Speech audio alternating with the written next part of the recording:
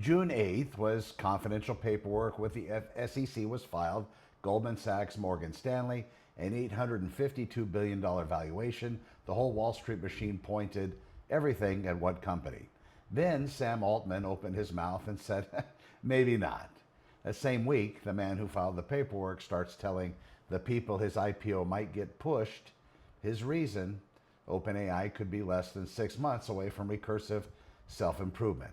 And for those of you that haven't been watching, that's AI that rewrites its own code. AI that builds the next AI without us in the loops. And if you can just look at the scale, it's not one AI building one AI. It's as many AIs as they can build into the compute and the power grid to build out other AIs. So that's exponential and nuts. So his actual logic, the faster that takeoff looks, the more it pays to stay private. So if this works, he will be in control of the entire board, apparently. And let me get this straight. So he files to sell shares to the public. Then he tells the public the reason he might not sell is that the machine is about to start improving itself. This IPO could have been the biggest bailout for everybody that's put their money into it. And because pension funds and everything else are going to be thrown into it once it goes IPO, and if the system breaks, well, we'll have bailouts and other things potentially. Welcome to the Daily Download, June 11th. And here's the first thing to sit with. This statement is either true or it's not. And both versions should irritate you and bother you. So if it's not true, the most powerful voice in AI, Sam Altman, just used the words recursive self-improvement to move his own valuation right before an IPO. And an IPO is the exact moment a company has to open the books, show the real score sheet. The real numbers get investigated. And a lot of sharp people are already saying those numbers are hard to see, murky.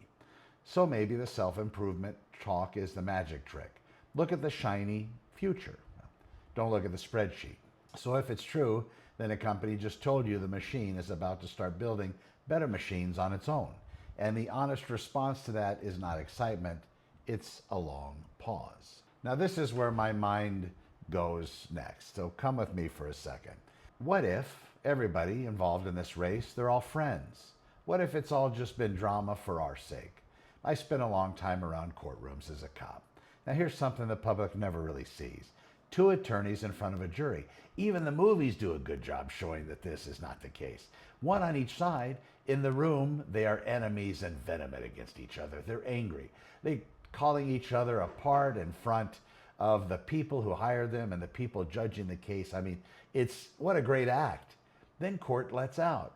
And those same two attorneys are in the hallway, high-fiving, laughing. And maybe not in the hallway, but behind closed doors. They're making dinner plans, asking about each other's kids and their family, comparing billable hours, because the fight in the room was just the product. The friendship outside the room, well, that was actually the truth. So I look at these AI leaders. Publicly, they are rivals. Oh my God, it's better than a Laker game playoff.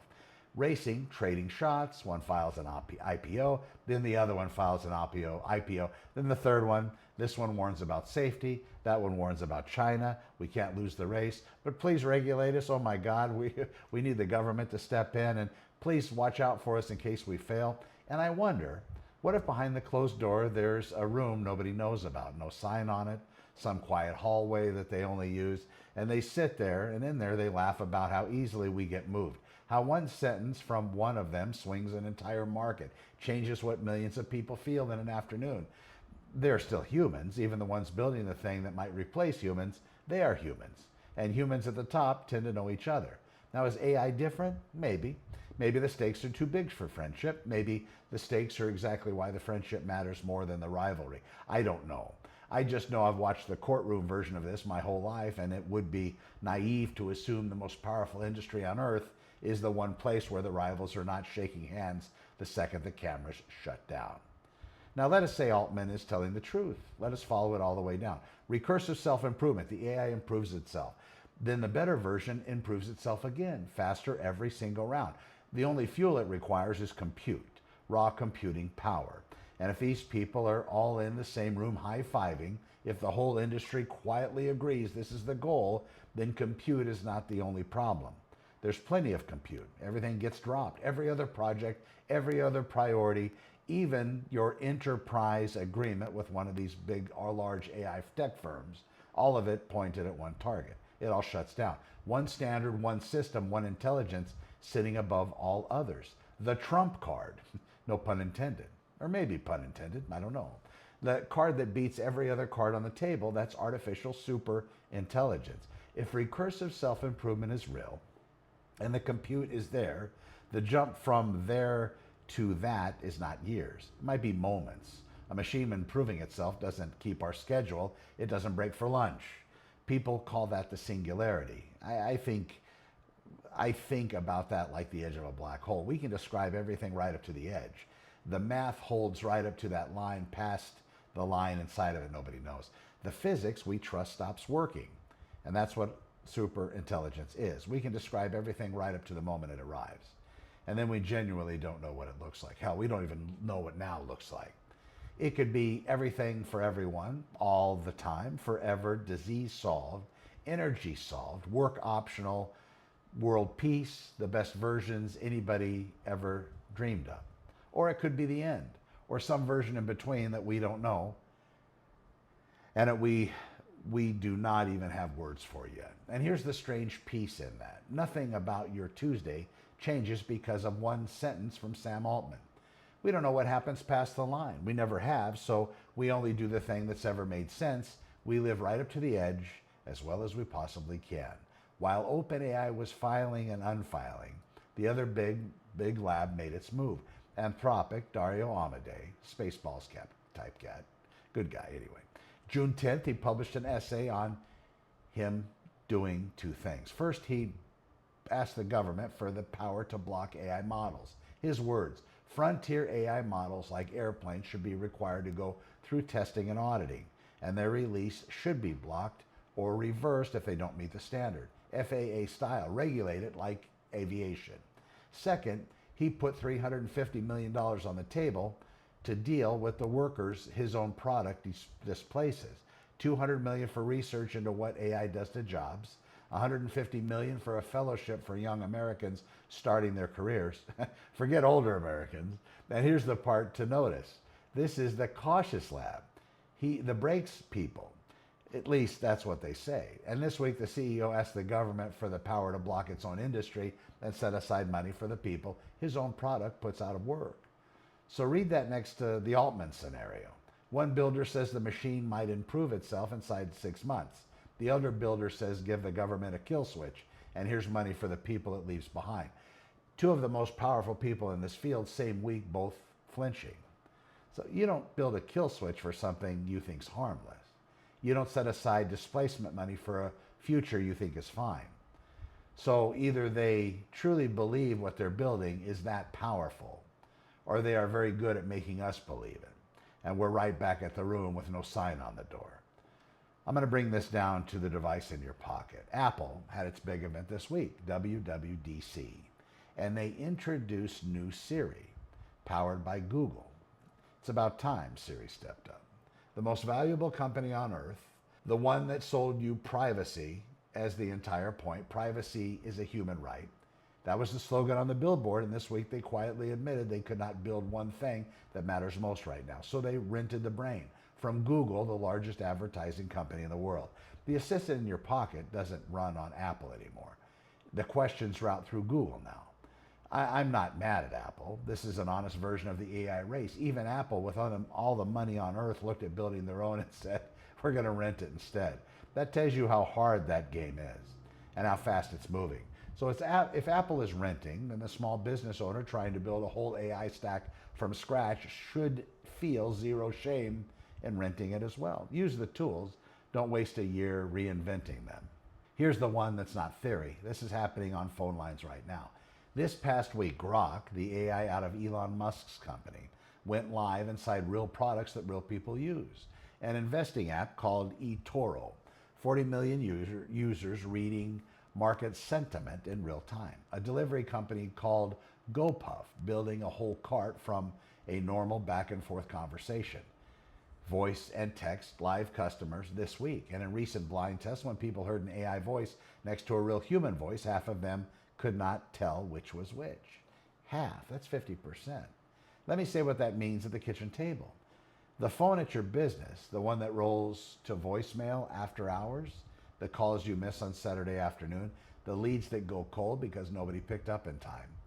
There's a voice now that answers every single one of those. Sounds like a person, books the appointment, follows up, never sleeps, never calls in sick, and half the people who call it will never know they're not talking to a human being. That's not coming, that's this week. This is the exact thing I actually deploy in my own businesses and helping other people do it in theirs. Real estate service companies, the after-hour lines that used to bleed money now make it. And there's the story that flips the whole script. So Meta, the same kind of company running AI layoffs all over the industry, this week put up $150 million to train people for free to weld, to run fiber, electrical, plumbing, skilled trades with a job guaranteed at the end of it. Building the data centers the AI actually runs inside. Sit with that irony for just a second. The AI that has everybody terrified about the desk job just created a boom for trades. The safest job in the AI era might be the one that swings a wrench at the building where the AI lives. A month ago, graduating classes were booing the word AI right off the commencement stage. That was real. May, kids spent 4 years at a mountain of debt watching the entire level jobs they trained for, entry-level jobs they trained for, get handed to software. I understand the boo. I really do. But here's the thing about booing the tide. The tide doesn't hear you. A graduate who learns to deploy the AI beats the graduate who boos it. Why? Well, because they understand it and they're able to put it into play. They're not watching from the sidelines. They're actively losing and winning. And that loss equates to better wins over time. The welder Meta just trained has more job security than half the people who laughed at him for skipping college. The whole world flipped out while everyone was still arguing about it. So where does this leave us right now, June 11th? We don't know what is past the line. Nobody does. Superintelligence might be everything for everyone, or it might be the end. And we will not know until we are already inside of it. It reminds me of the late 1960s.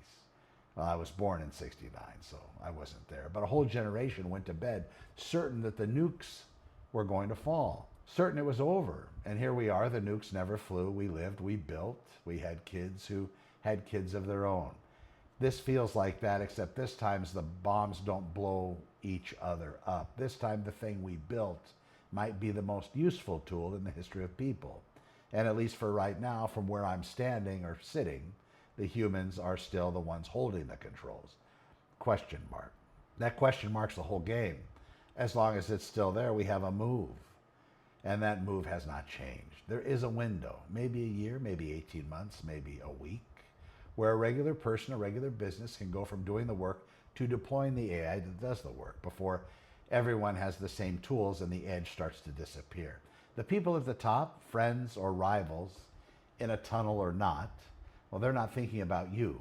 That's not an insult, it's just true. They're building for the $1 trillion outcome. So we think about us.